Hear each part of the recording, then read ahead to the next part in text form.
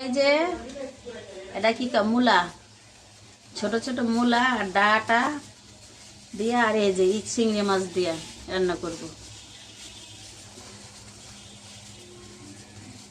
তাওয়ায় তেল দিয়ে দিলাম,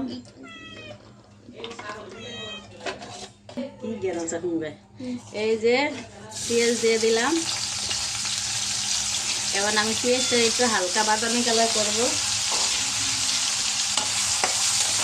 এই যে চিংড়ি মাছ দিয়ে দিলাম, চিংড়ি মাছ দিয়ে একটু ভালো করে তাহলে আমি একটু ভাজা লই পেঁয়াজের লগে।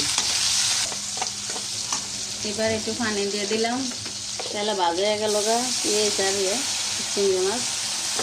এখন আমি মশলা দেব,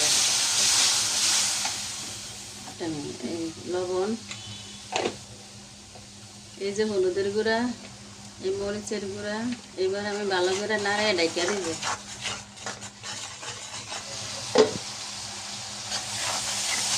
এই যে কষান শেষ। এখন এই যে মূলা, ছোট ছোট মূলা আর এই যে মূলার ডান্ডি, এগুলো দিয়ে দিতেছি।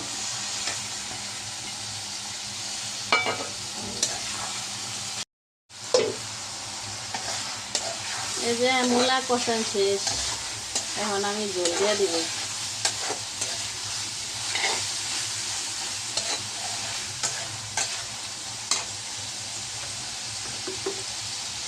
এই যে জল দিয়ে দিলাম।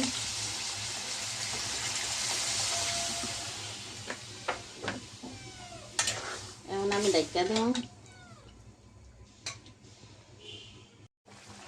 এই যে শেষ, একটু ঝোলঝোলি রাখলাম, চিংড়ি মাছ যেহেতু রাঁধছি একটু ঝোলঝোলি রাখলাম।